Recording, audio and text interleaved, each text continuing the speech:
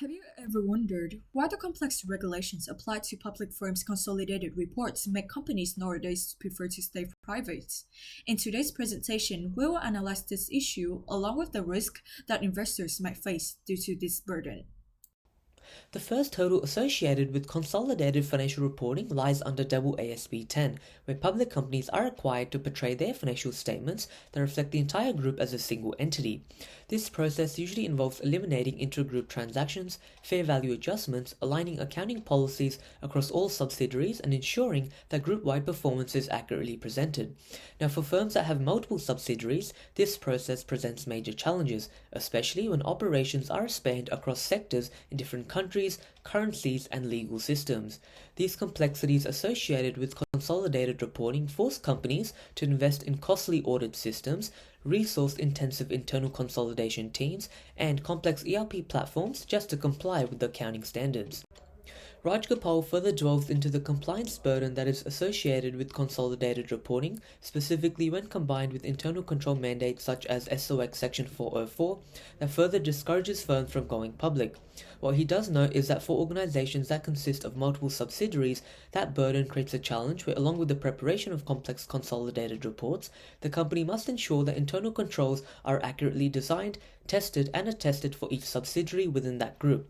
As such, any single materiality error in a single entity could raise questions on the integrity of the entire consolidated report, leading to significant implications of reputational damage, shareholder litigation, or regulatory penalties. To support this claim, Raj Gopal refers to a paper from ILI of 2010 that documents that internal control mandates associated with consolidated financial reporting resulted in organizations paying an extra 167% in audit fees, an average of over $700,000 for smaller firms.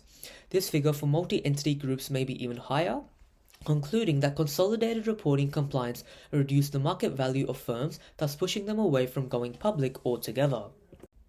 A clear example of this burden is seen in Harvey Norman, an Australian-listed company that has over 1,500 subsidiaries.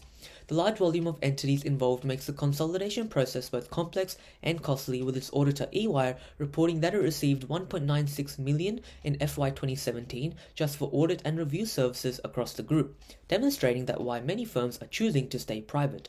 In contrast, private firms, especially with multiple subsidiaries, are able to not only avoid the financial cost, but also the exposure. Consolidation disclosures often require firms to reveal their internal structures, tax planning strategies, and performance at subsidiary level, reducing all levels of confidentiality. That's why firms like Canva have chosen to stay private. Despite being one of the most valuable companies in Australia, Canva is not listed on the ASX, with co-founder Melanie Perkins stating that disclosure would interfere with the company's long-term strategy. By staying private, Canva is able to avoid the detailed group-level performance and the risks of consolidated public reporting. Thanks, Tinov. The next part is about how SOX 404 might affect firms with complex group structures. SOX Section 404 requires both internal management assessment and external auditor certification of a company's internal control over financial reporting. This means companies must not only ensure that their systems are effective, but also has their system independently tested and verified every year. For firms with complex group structure, especially those with multiple subsidiaries, internal branches, or decentralized system, this process becomes extremely costly and time-consuming. Different entities may use different AI systems or control frameworks, making standardization difficult. If material weakness is found, the companies must spend additional money to fix the issue, report it publicly, and may even face reputational damage. That's why SOX 404 is particularly burdensome for the complex organizations.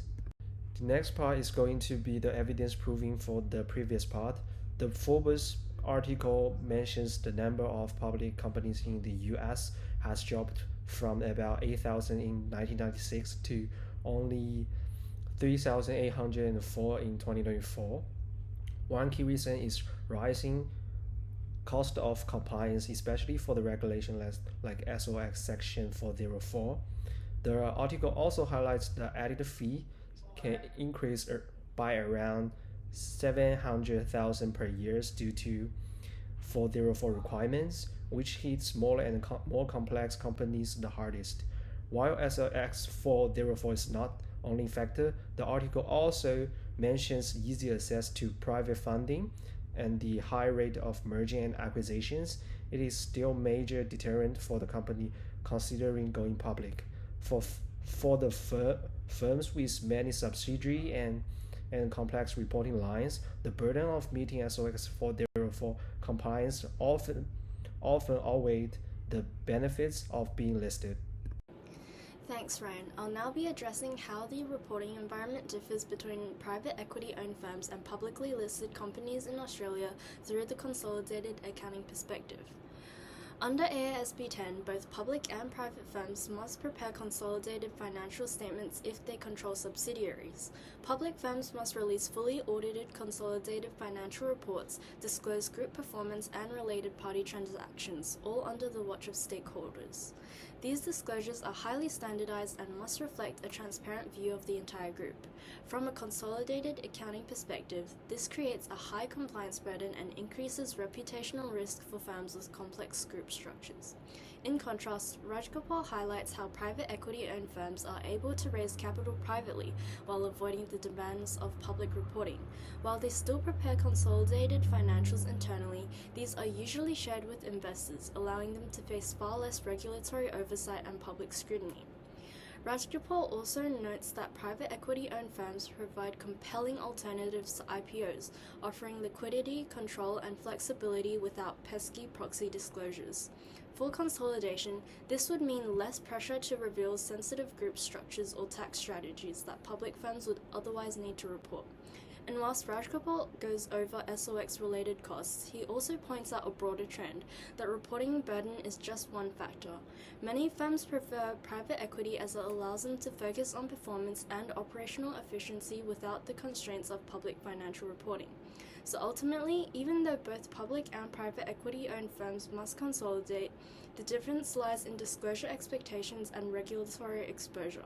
From a consolidated accounting perspective, private equity offers firms with complex structures a more flexible, low-disclosure alternative with less compliance pressure than going public via IPO. The increase in companies joining the private firms raised a concern about the lack of transparency in consolidated reporting due to fewer regulations applied. To investors who want to invest in the private market, what are the risks that they might face? There's a certain thing that investors will struggle to accurately evaluate business performance, lead to the first risk of increased exposure to fraud. The company is not able to disclose some of the information, for example, the level of debts and how fees in the fund are accrued. It shows a warning signal of financial difficulties, inefficient operation, or fraud. Furthermore, specifically for firms that have subsidiaries, if the consolidated reports do not fully show the ownership of the parent company, investors will put into the position of not fully knowing who they are dealing with. According to Global Witness, criminals and corrupt individuals take advantage of anonymously owned shell firms to execute illegal activities, including tax cheating, bribe payments, funding terrorism, and so on. This could negatively affect investors, losing their money, or in extreme way, becoming indirectly involved into the company's illegal activities. The second risk is high volatility in stock price, especially when a company does not accurately disclose the information or the information is stale, including the business true health or its value of equity and assets. According to European Central Bank, all of this course would lead to an increase in volatility of stock price, which makes it challenging for investors to know when they should hedge or plan their next financial strategy, leading to a higher risk. And the final risk is hard to liquidate. The lack of information and poorly executed consolidated report make other investors lose their confidence and chance to invest, lowering the number of buyers. This lack of availabilities of buyers increase the illiquidity, especially since that is the key feature of private markets, making it even harder for the investor to sell or trade their stock. Add in the volatility of price of stock and the illiquidity, increase the investor's chance of losing the investment. In conclusion, the complex of regulations on consolidated reports not only affects the company's structure, but also private market investors. This is our reference list, and thank you for listening.